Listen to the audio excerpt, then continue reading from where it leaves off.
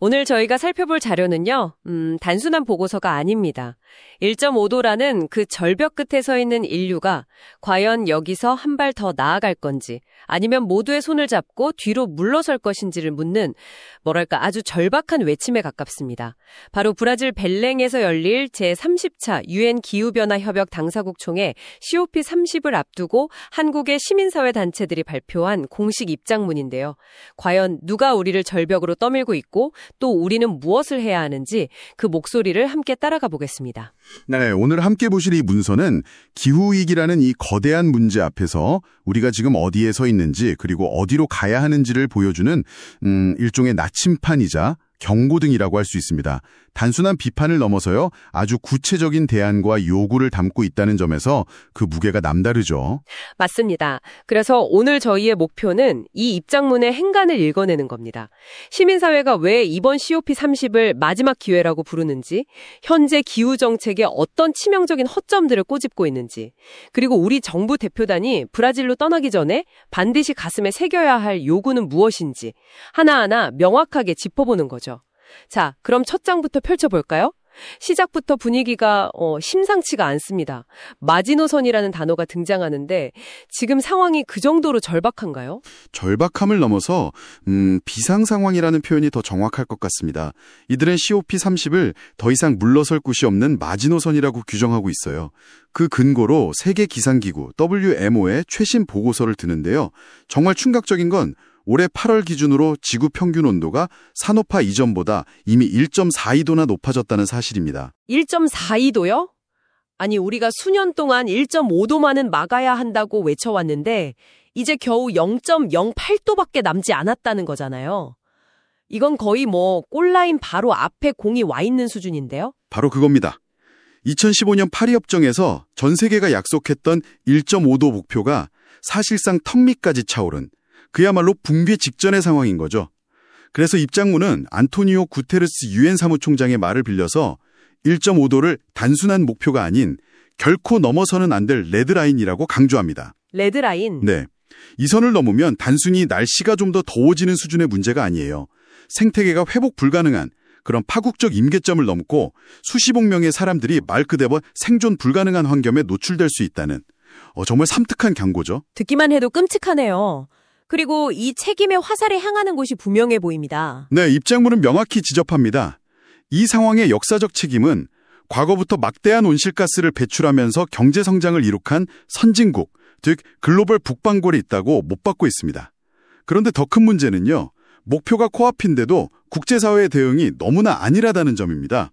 유엔 환경교획의 격차 보고서를 보면 그 심각성이 더 와닿는데요. 그 보고서는 어떤 미래를 예측하고 있나요? 암울하죠. 현재 각국이 제출한 온실가스 감축 목표를 모두가 100% 달성한다고 가정을 해도 2100년에는 지구 온도가 2.5도까지 오를 거라는 겁니다. 2.5도요? 1.5도도 재앙인데 2.5도는 상상조차 하기 어렵습니다. 그렇죠. 그리고 그 피해는 결코 평등하게 찾아오지 않습니다.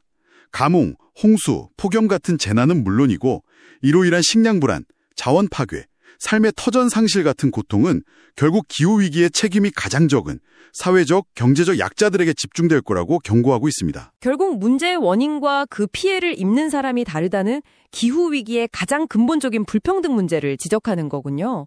바로 이 지점에서 대화가 더 깊어져야 할 것 같습니다. 입장문은 실패의 원인을 아주 구체적으로 지목하는데 이 교착 상태의 가장 큰 책임, 누구에게 있다고 보나요? 다시 한번 글로벌 북반구를 정면으로 겨냥합니다. 그들이 화석연료에 기반한 경제 시스템으로 부를 축적해놓고 이제 와서는 자신들의 역사적 책임에 상응하는 재원 마련은 계속 회피하고 있다는 겁니다. 아주 구체적인 사례가 나오는데요. 작년 COP29에서 2035년까지 기후위기 대응을 위해 매년 1조 3천억 달러, 우리 돈으로 약 1,800조 원 규모의 기후 재원을 조성하기로 합의를 했습니다. 아니, 잠깐만요. 1,800조 원이요? 그럼 합의는 된 거 아니에요? 엄청난 액수인데 뭔가 해결의 실마리가 보이는 것 같은데요? 바로 그게 함정입니다. 숫자는 그럴듯하지만 입장문은 이걸 휴지 조각에 불과하다고 아주 강하게 비판합니다. 휴지 조각이요? 네. 왜냐하면 가장 중요한 질문, 그래서 그 돈을 누가 어떻게 낼 건데에 대한 합의가 전혀 없었기 때문입니다. 결국 돈 낼 사람도 방법도 정하지 않았으니 이거 그냥 빈종이 아니냐는 비판을 피할 수가 없는 거죠. 와, 이건 국제사회를 상대로 한 기만에 가깝다는 느낌인데요. 돈 문제뿐만이 아니죠. 화석연료를 없애겠다는 약속도 공허한 메아리가 되고 있다는 지적이 나옵니다. 그렇습니다. 전 세계 최대 시민사회 네트워크인 기후행동 네트워크 캔의 발표를 인용하며 날카롭게 비판하는데요. 2027년 이후에 기후재원 마련을 약속한 북반구 국가는 단 한 곳도 없고 기후위기의 주범인 화석연료 보조금을 언제까지 폐지하겠다고 시점을 명시한 국가도 없다는 겁니다. 하나도 없다고요? 네. 심지어 정의로운 전환이라는 중요한 논의조차 불평등 해소나 사회 보장 같은 핵심은 쏙 빼놓고 그저 일자리 잃는 노동자들 기술 교육이나 시켜주자는 정도로 의미를 축소시키고 있다고 비판합니다. 결국 책임져야 할 국가들이 말로만 떠들고 실제 행동은 전혀 하지 않고 있다는 거군요. 그러면서 내놓는 해법이라는 게 탄소 시장인데 이 부분에 대한 비판이 정말 날카롭습니다.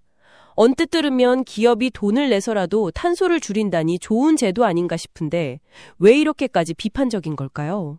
입장문은 이 탄소 시장이 대규모 배출 기업들에게 일종의 면죄부를 주는 아주 기만적인 방식이라고 지적합니다. 자사의 공장이나 발전소에서 직접 배출량을 줄이는 어렵고 돈 드는 길 대신에요.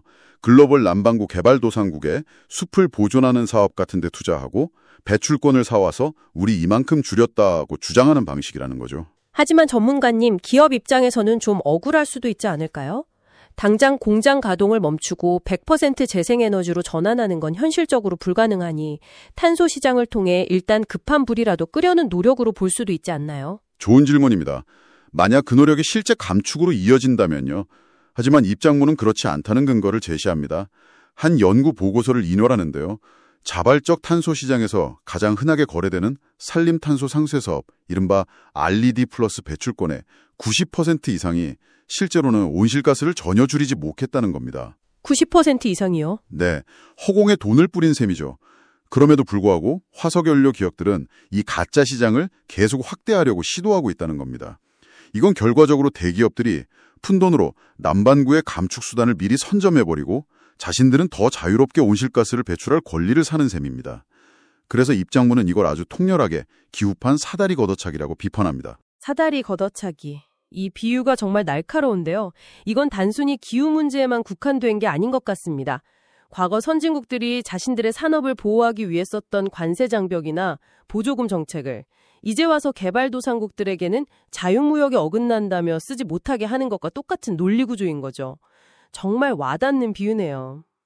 듣다 보니 문득 궁금해집니다. 우리나라는 이 구도에서 어디에 서 있는 건가요? 우리도 경제적으로는 분명 글로벌 북반구의 인원인데 과연 책임은 다 하고 있는 걸까요? 바로 그 지점이 이 입장문이 한국 사회에 던지는 가장 아픈 질문입니다. 결론부터 말하자면 전혀 그렇지 않다고 아주 강하게 비판하고 있습니다. 한국 정부의 정책 실패를 조목조목 짚는데요. 첫째, 2040년까지 전력 부문에서 석탄 발전을 퇴출하겠다고 약속했지만 이건 1.5도 목표를 지키기엔 턱없이 느리고 부족한 수준이라는 겁니다. 과학자들이 요구하는 건 2030년까지거든요. 목표 시점도 문제지만 더 심각한 건 따로 있는 것 같습니다. 화석연료에 주는 보조금 액수가. 네, 바로 그 부분입니다. 화석연료 산업에 연간 약 10조 5천억 원에 달하는 막대한 보조금을 주면서도 이걸 언제까지 폐지하겠다는 목표조차 없다는 점을 지적합니다. 잠깐만요. 10조 5천억 원이요? 이게 정말 감이 안 오는 액수인데 어느 정도 규모인가요? 예를 들어 이걸로 어려운 이웃들의 에너지 비용을 지원한다면 얼마나 할 수 있는 돈인가요? 엄청난 돈이죠. 예를 들어 정부가 올해 저소득층 약 130만 가구에 지원하는 에너지 바우처 총 예산이 6천억 원이 조금 넘습니다. 10조 5천억 원이면 지금보다 17배나 많은 가구를 지원할 수 있는 돈입니다. 그런데 이런 돈이 기후위기를 막는 대신 오히려 가속하는 데 쓰고 있다는 겁니다. 상황이 이런데 정의로운 전환이 제대로 될 리가 없겠네요. 폐쇄되는 석탄 발전소 노동자들과 지역사회를 위한 대책은 어떻습니까? 사실상 백지 상태라고 아주 신랄하게 표현합니다. 구체적인 계획이 없다는 거죠. 게다가 석탄 발전소를 닫으면 그 자리를 공공이 주도하는 재생에너지로 채워야 하는데 그렇게 하지 않고 오히려 이 기회에 전력시장을 민영화하려는 움직임이 있다며 개탄하고 있습니다. 그리고 가장 최근 논란이 된 2035년 국가 온실가스 감축 목표 NDC에 대해서는 기후 확당이라는 표현까지 등장했네요. 이건 거의 외교적 결례에 가까운 수준인데 시민사회가 이렇게까지 감정적인 단어를 선택한 이유가 뭘까요? 단순히 감축 목표 수치가 기대에 못 미쳤기 때문만은 아닐 것 같은데요. 그 점이 바로 핵심입니다. 최근 정부가 내놓은 2035년 목표가 2018년 대비 50%대 감축 수준인데 이건 기후변화에 관한 정부 간 협의체 IPCC가 권고한 1.5도 경로에 전혀 부합하지 않는 목표입니다. 시민사회가 기후확당이라는 표현까지 쓰는 이유는요. 한국이 경제규모나 온실가스 배출량으로 볼 때 명백히 책임 있는 선진국임에도 불구하고 계속해서 그 책임을 회피하려는 패턴을 보이고 있기 때문입니다. 이런 목표를 국제사회에 제출하는 것 자체가 우리는 책임 있는 역할을 할 생각이 없다고 전 세계 스스로 광고하는 셈이라는 거죠. 이처럼 강도 높은 비판 뒤에 아주 구체적인 요구사항들을 제시하고 있습니다. 이제부터가 정말 중요할 텐데요. 한국 정부 대표단에게 무엇을 촉구하고 있는지 하나씩 제대로 짚어보죠. 총 8가지 요구사항이 있는데요. 당신께서 이해하기 쉽도록 크게 3가지 묶음으로 나눠볼 수 있습니다. 첫 번째 묶음은 기후 목표와 에너지 정책의 대전환입니다. 방금 비판했던 2035년 감축 목표를 폐기하고 1.5도 경로와 한국의 책임에 걸맞은 수준으로 다시 설정하라는 것. 이게 첫 번째 요구고요. 그리고 매년 10조 원 넘게 쏟아붓는 화석연료 보조금을 즉각 폐지하고 그 재원을 공공투자를 통한 조기 칼석탄과 재생에너지 확대에 사용하라는 것. 이게 두 번째 요구의 핵심입니다. 알겠습니다. 목표를 과학에 맞게 다시 세우고 돈의 흐름을 화석연료에서 공공재생에너지로 완전히 바꾸라는 거군요. 명확하네요. 두 번째 묶음은 어떤 내용인가요? 정의와 형평성의 실현에 초점을 맞추고 있습니다.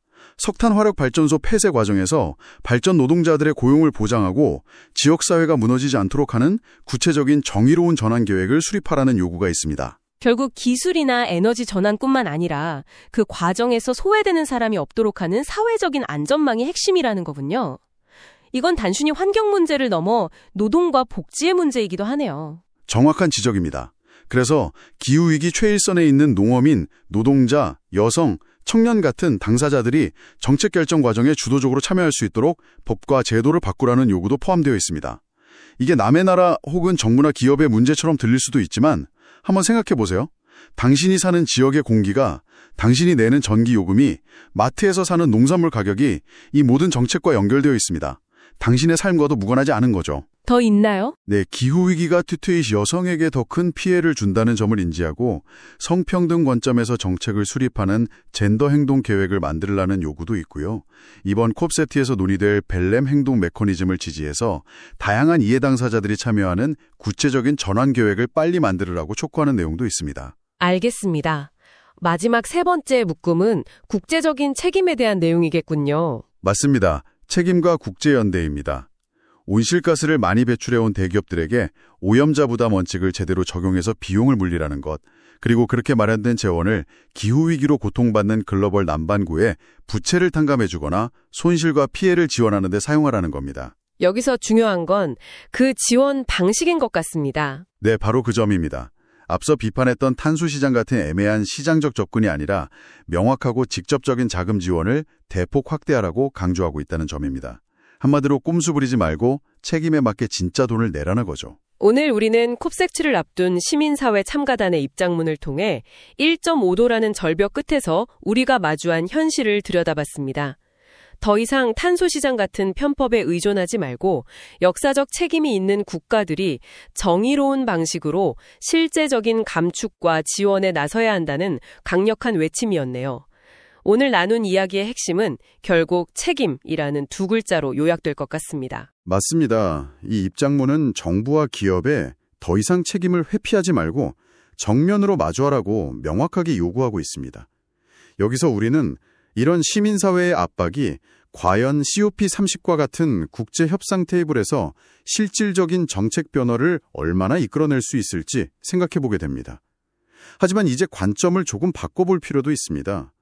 이들의 목소리가 단순히 협상 결과에 반영되느냐 마느냐의 문제를 넘어 이런 요구들이 계속해서 공론화되는 것 자체가 정부와 기업에게는 엄청난 정치적 부담으로 작용할 수 있다는 거죠.